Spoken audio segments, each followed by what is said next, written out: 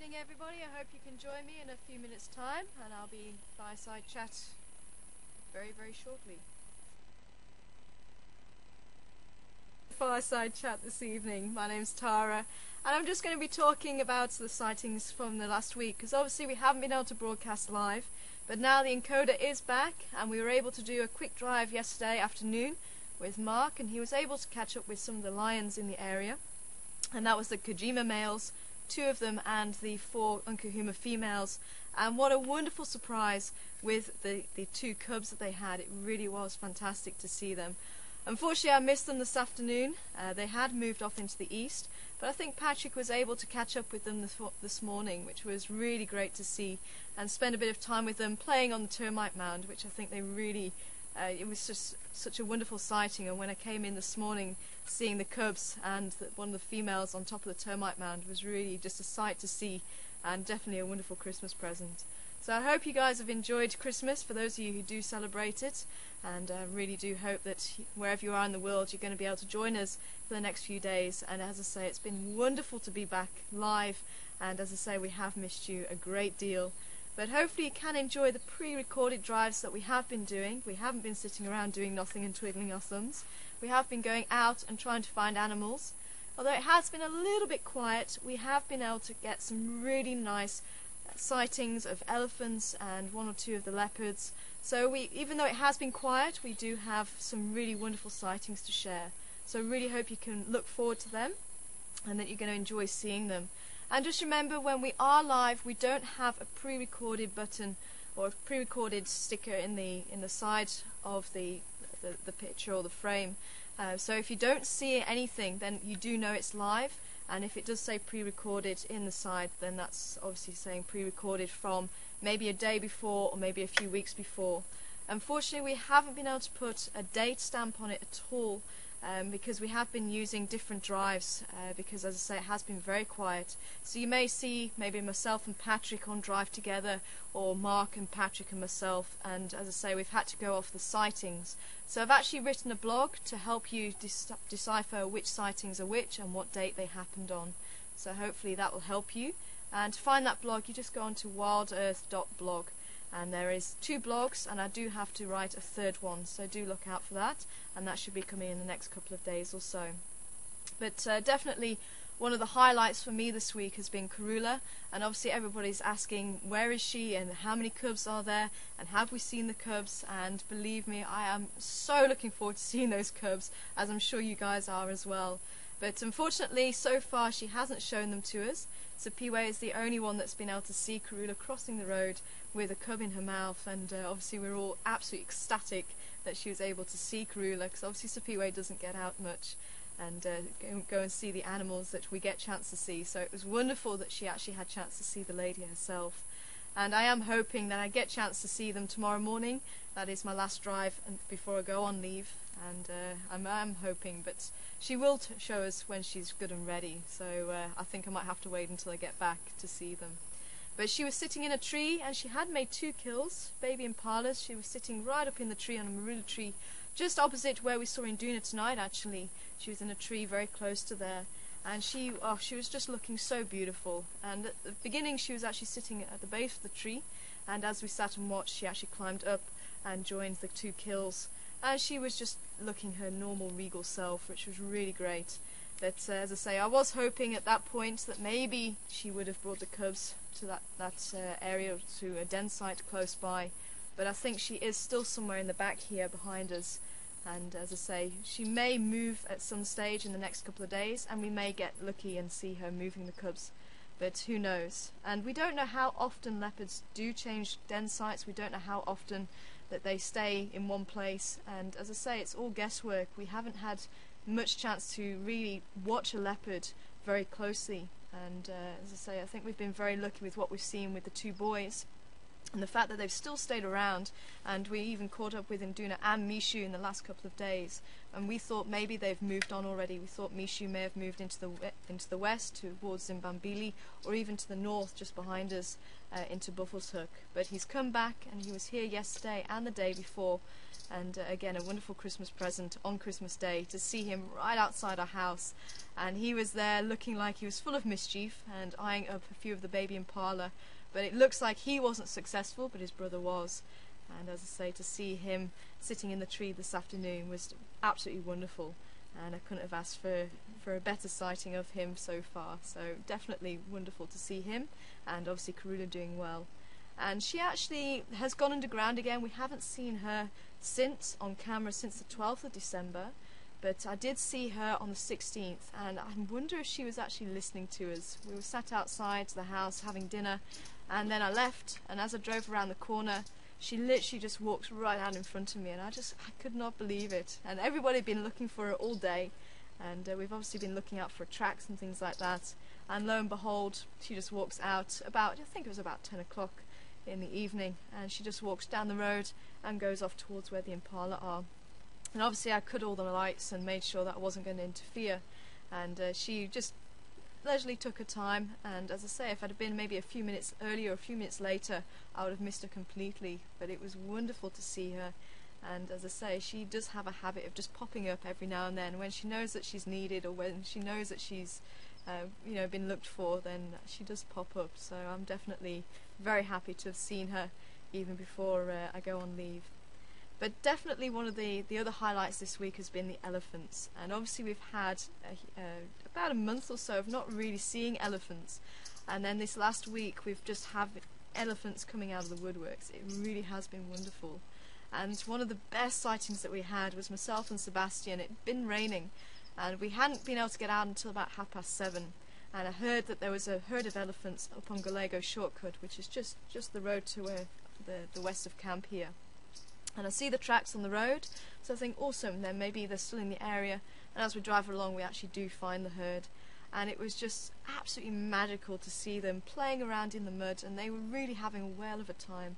The big bulls also came right up to us, and it was probably about a metre and a half from us, and he didn't look menacing. There was no malice in him whatsoever. He just came right up to us and kind of to say, you're going to come and join us for a mud bath. But it was just really just wonderful, and myself and Sebastian were just absolutely over the moon at that sighting, and that's definitely one to look out for. And as I say, there was the young elephants as well as old elephants.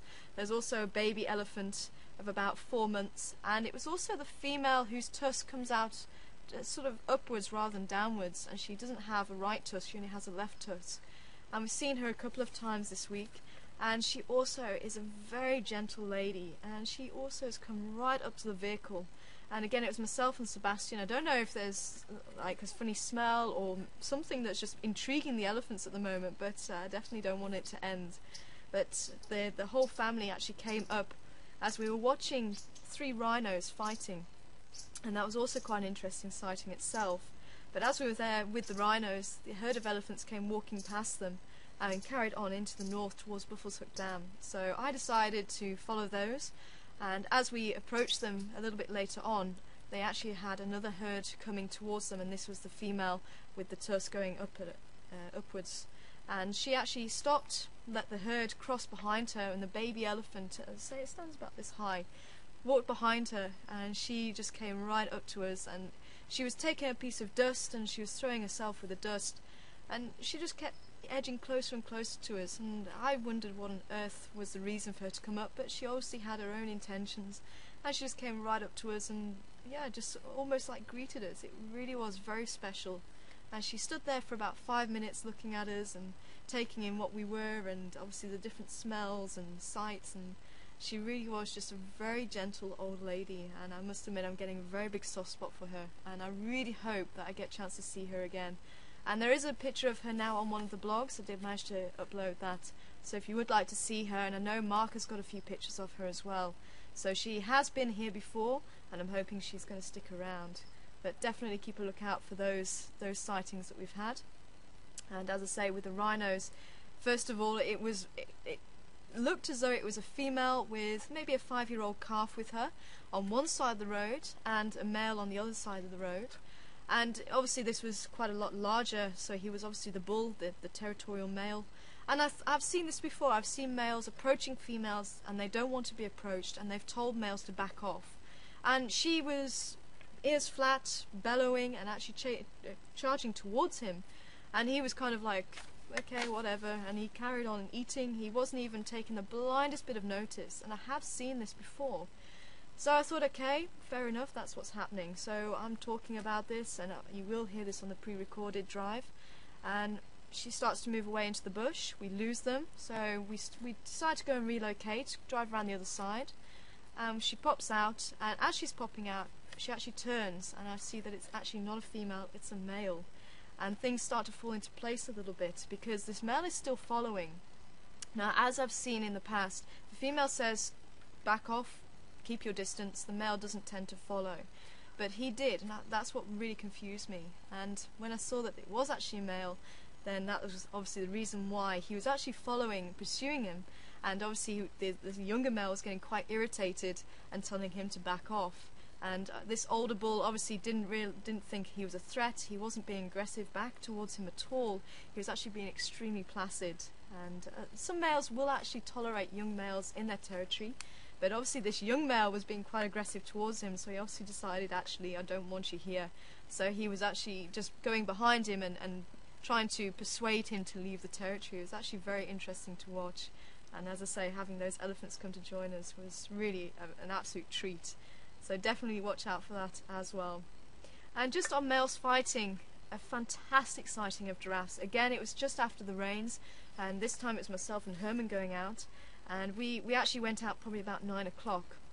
It had rained quite a lot, so we ended up going out, and we weren't too sure what we were going to find. It had been very quiet on the radio that morning, and we were lucky enough to find the giraffes sparring, and it was really, it's always a fantastic thing to see. And when they spar, they don't always get it right, and these were young giraffes, and they were standing with their nose to tail instead of shoulder to shoulder, and that's obviously why they weren't able to spar too well. And you could see them actually pulling the blows back, so they weren't hitting each other too hard, and they were actually looking a little bit awkward because they were hitting thin air at some stage. So that was definitely another wonderful sighting to watch out for on the pre-recorded drives. So I will put the dates up. I have done that on the blog, so definitely if you'd like to know when those drives occurred and who was on those drives, then definitely have a look at those blogs, and it will give you some more information. And as I say, I've tried to be as descriptive as I can so that it gives you enough information so you can see which drive fits where. And just lastly, obviously the lions who made an appearance, which we haven't seen for quite a few weeks now. And having the whole, or nearly the whole, Unkahuma pride just on the northern side. Sadly, they have made their way to the east, but you never know, they might turn back around and come on to Western Gary again, where the buffaloes have also been in quite big numbers. And we've had some small herds and we've had some large herds, but again, you will also see some of those. And obviously one of the other highlights we had tonight was seeing those cubs, the hyena cubs. They have been absolute bundles of joy, and I've been spending a lot of time, as much as possible, there. And that female with the 2 notches in her right ear, she has been so relaxed with us. And as I say, she actually has been coming out and allowing those cubs to suckle right in front of us, probably about 5 meters away. And that for me is one of the ultimate trusts from an animal. If an animal allows her cubs to do that, she's very vulnerable, and obviously she does trust you, and it really was just fantastic to have that. And obviously those cubs are starting to recognise us and coming up to the vehicle, and for this is actually very good, because they'll lose interest. Now, as I said to you tonight, those cubs didn't come up to us straight away. They lost interest. It was only when there was an older cub that came up to us, that's when they started coming up and having another look. But they will lose interest after a couple of months, and then the vehicles will hold nothing to them. So they will then just allow the vehicles to move around them. They won't be jumpy around them. When you've switched the vehicle on, they won't be jumpy. And this allows them to be natural around the vehicles, and this is obviously what we want here. So we can observe them naturally, and we don't interfere with their behaviour. And this is a very good way of doing it, to start the cubs early. And as I say, they just are coming on leaps and bounds and just so full of joy to watch. It really is fantastic.